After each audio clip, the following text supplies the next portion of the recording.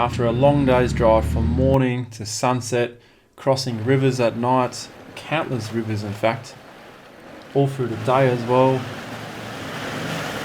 fixing vehicles and just driving through pitch black on difficult tracks, difficult to follow, tall grass everywhere, we finally are getting closer to Walcott Inlet.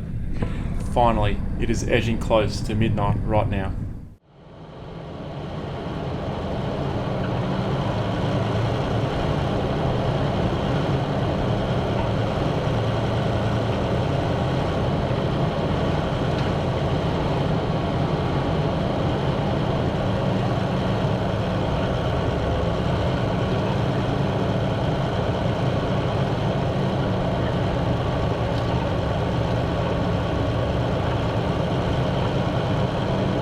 So, what are you saying? You found a bigger spot? I found a massive clearing, How far from the river? I'm just going to turn now and I'll let you know exactly where I am. I'm in right on the bank, I think. Yeah, well don't forget there's an 11 metre tide coming. So the water's going to be 11 metres higher than what it is now. Yeah, well, it's hard to say because the grass here is pretty dry and there's a fireplace in here too. Alright, we'll come and have a look. So when you come back up that track, take... Alright, so a bit of a situation here. We've finally come down to Walcott Inlet. The track that we wanted to take to the proper place doesn't exist. The grass is taller than the Land Cruisers. We tried to push through on where someone else had pushed through and did a U-turn where they gave up. So now we rocked up here nearly midnight. Oh, it's past midnight. Well, there you go. Happy Tuesday. We just gone into someone else's camp. Well, there's a bit more room, but we're trying to be quiet, so I'm talking a bit quiet now.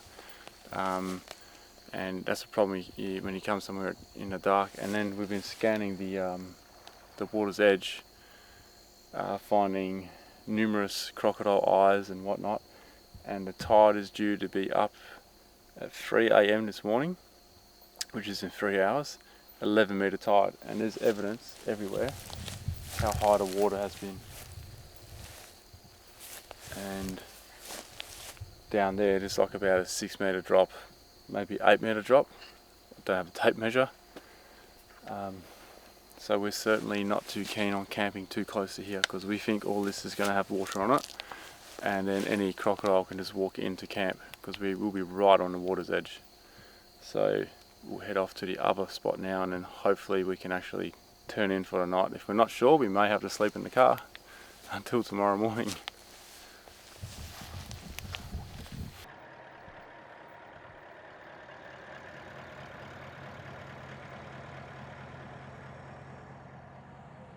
No doubt you have detected how fatigued we look and how tired we sound. We need some sleep after this long day of driving. So at our second campsite now, our second option, the height of the bank here is a lot higher than the other spot. So we are very confident that even with this super tide, it won't reach the top. See you in the morning.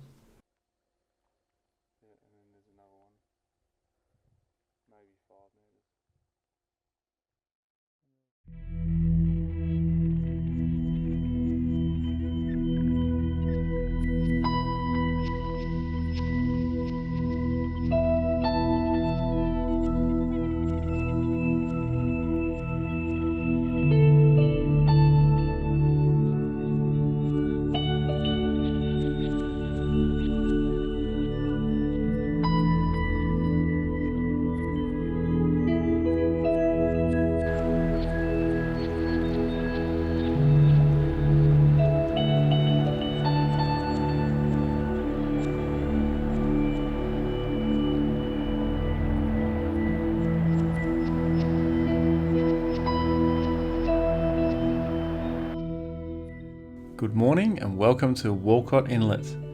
We had a big sleep in this morning because we were exhausted.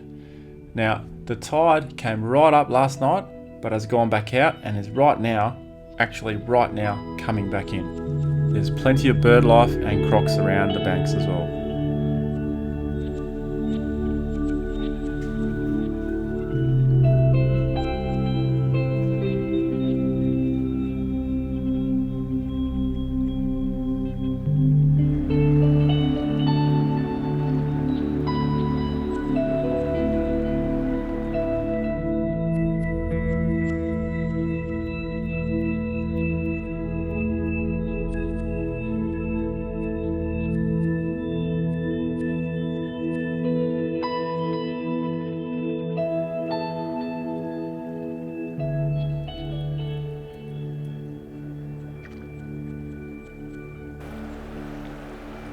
The tide is coming in at Walcott Inlet.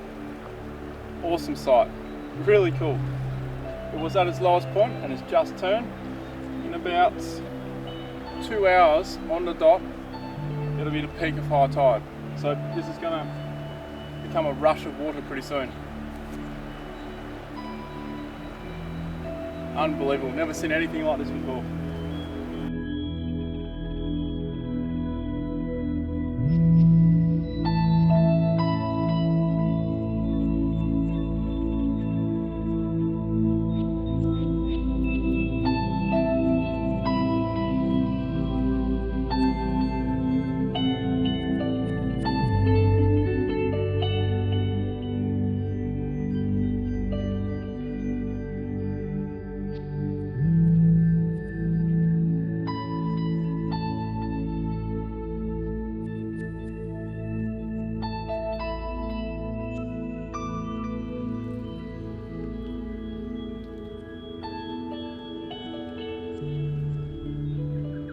And guess what?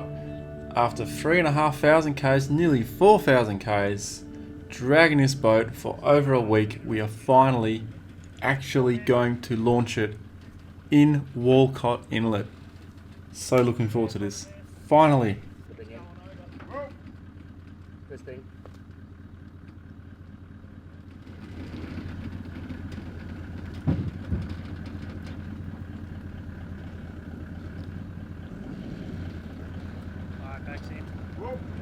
That'll do.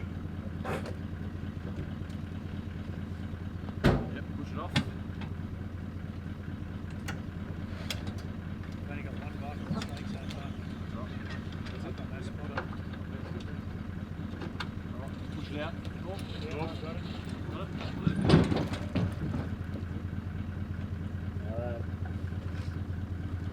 Pull the trailer forward. Yep. Yes, please.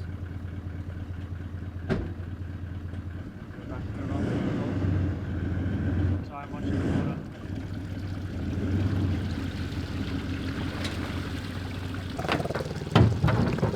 Ready? Yep.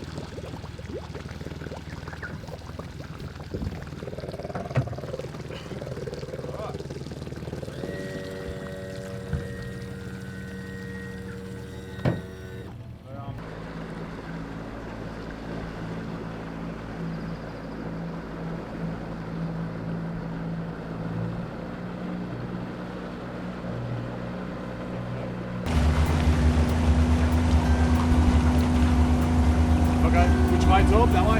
Oh yeah. Although we finally got the boat in, we are on a strict time limit. We only have about 2 hours before this tide reaches its maximum and has dropped far enough to make it difficult to retrieve the boat, as those banks are very slippery, infested with saltwater crocodiles. It's not something you want to muck around with in the water.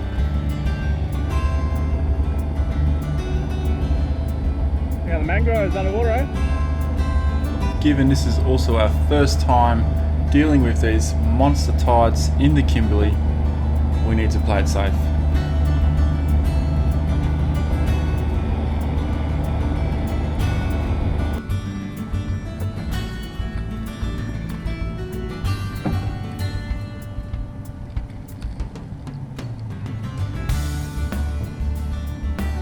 What we're fishing for here is barramundi. There's said to be so many in this inlet that so far no one's biting.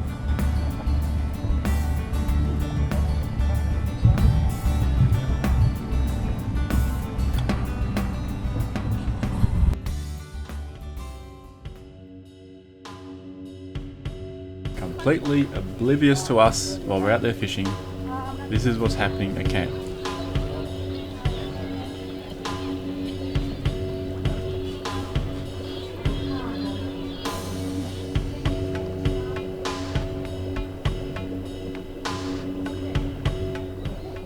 So the boys have gone out on the boat, left us at camp, which is now started to flood.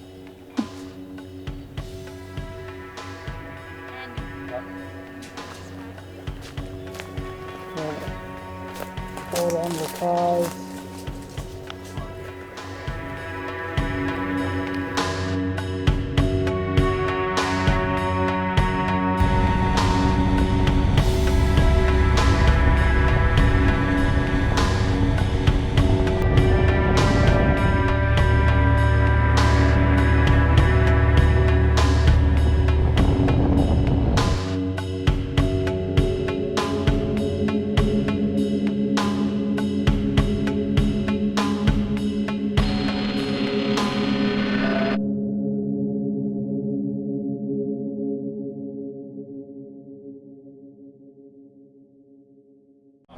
So you'll get ready to jump out on the left-hand side, please, buddy. Oh wow. I don't have a two-way. Left-hand side? Yeah, on the port side, mate. I'll put you right up on the, you nudge forward onto the bank. So, watch that forward. Where is the bank? We're on the bank now, I think. We're on the bank. Nah, Just be careful. nah. No bank. There's no bank. We are. Can somebody grab this rope by any chance? Chuck you this rope. Oh, pull it around. Check how much the tide come up since we've been gone. That is phenomenal. It's crazy. Oh, God. There's a hole there. Yeah, just don't hang out in the water too long. Yeah, so remember the crocs. Can I chuck one of you guys a croc whacker? Yeah, bring us around so we can bring it side on. Even on the here, doesn't matter. Just here. Here's fine. Come up here. Out of the 4 on the boat, there might only be one that has a dry swag. Ronnie. So it looks like we're shacking up with you. So the good news is the tide's going out now. Now we're faced with another issue. We are going to have to wait for the tide to drop before we can retrieve the boat, because you don't want to be driving through that water. We can't see where the edge of the actual bank is, and losing a vehicle is just not an option.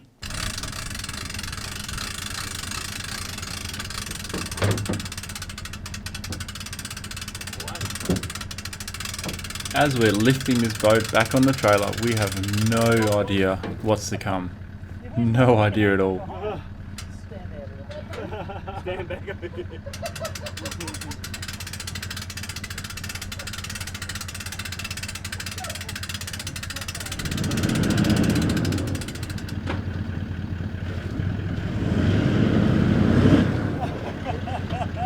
Try again. These wheels I think come on. Move about. Ronnie, back wheel, Okay, hold it. just free. Time to get the winch out, and you'll note we are very low on that tree because there's not much tree there to be had. So when you're winching off smaller trees, go as low as you possibly can.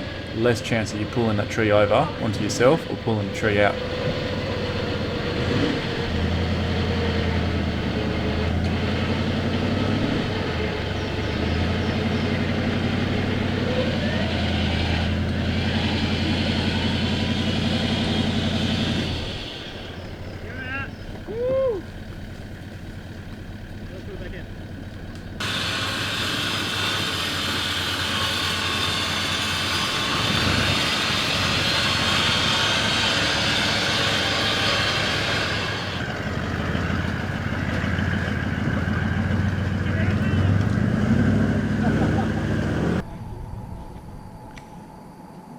We've got to move camp again.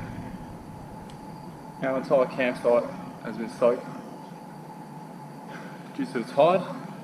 So So we're going to move to higher ground. So I'm glad we found this out during the day and not during the night.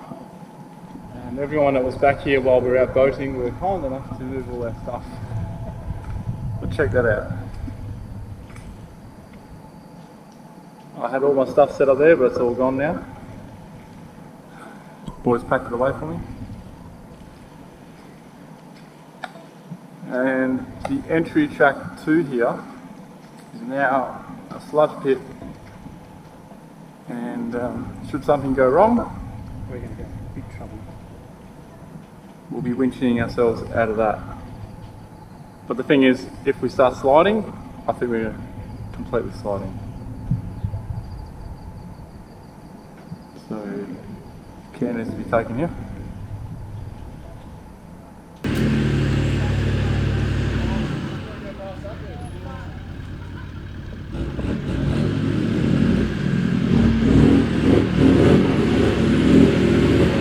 Got a bit of a nightmare trying to get out here. Don't go too fast, my friend. You will end up in the bucket. We can do one more though. Can you Remember? go full right hand, full left hand in the back? We'll try and pull you here. Left hand down.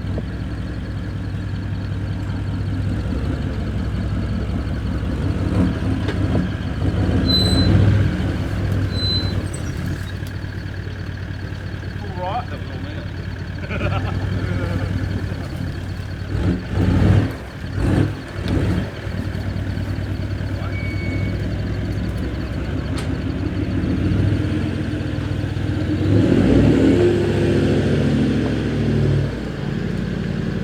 Well, that's one.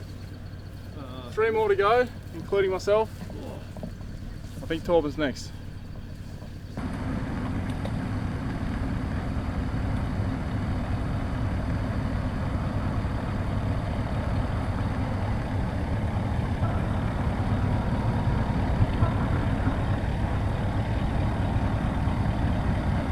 Grab his bull bar.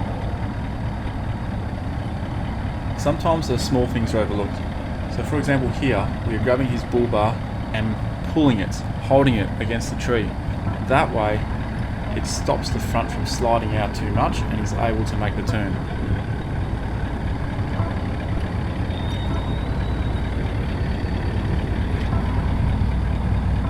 Looking good, mate.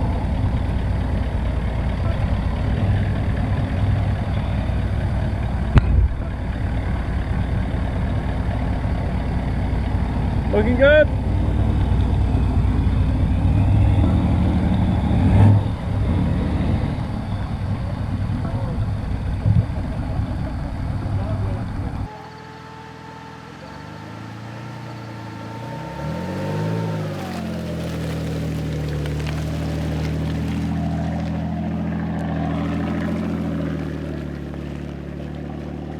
A shorter and much lighter vehicle didn't need help at all.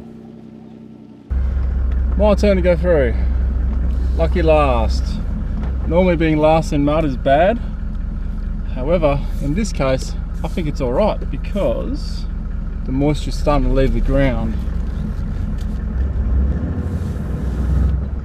The jizz got sloppy quick.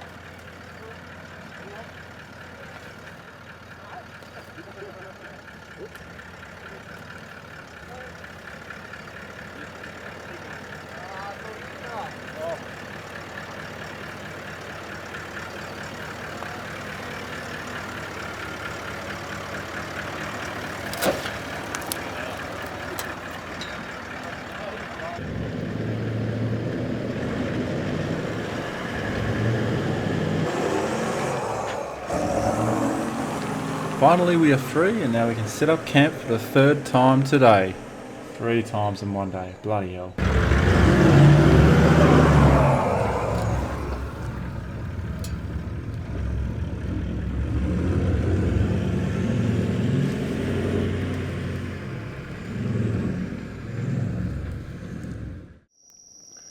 So we had a long day, long hot day out in the water, trying to get the boat out, then trying to get out of the mangroves that we thought we could camp in, and just turned out to be a sloppy mess.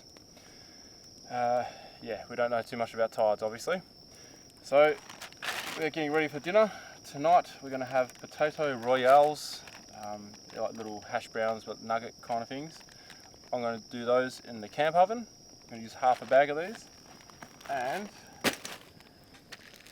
I've got some steaks here that are just about room temperature.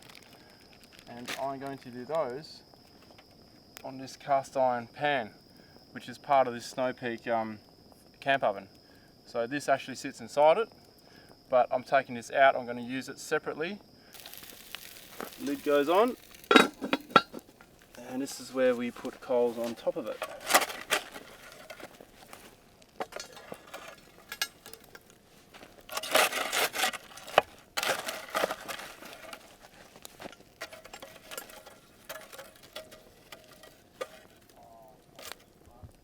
We'll give that about 20 to 30 minutes, thereabouts, and they should be good as gold.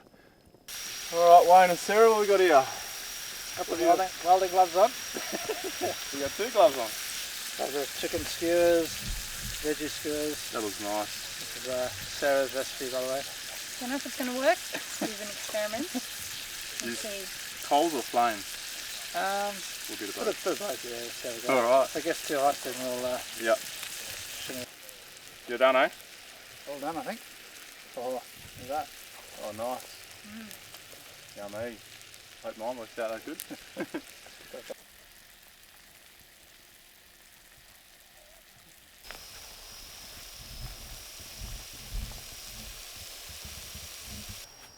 So that's what we're having tonight. Pretty good, I reckon. Looks amazing. I just need some tomato sauce.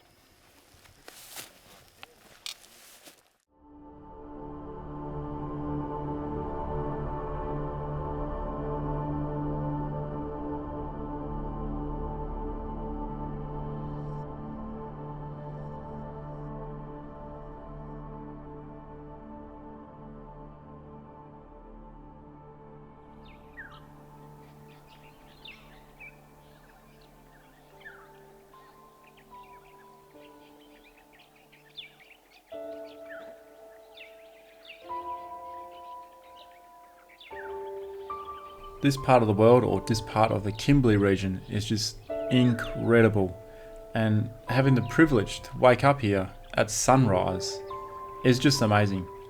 The bird life is just all the wildlife, it's just everywhere. And those tides, I mean, it's just hard to wrap your brain around how it can rise so much. It's incredible.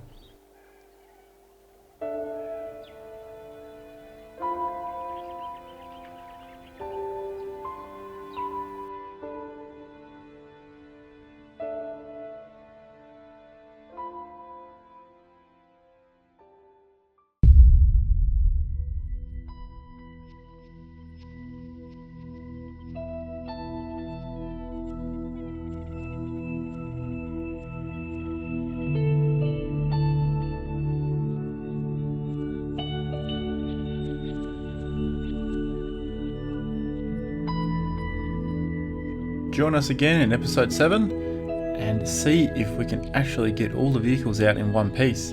Also, we skipped plenty of stuff on the way in, so there are some hidden gems we're going to check out on the way back out of the Mundy track.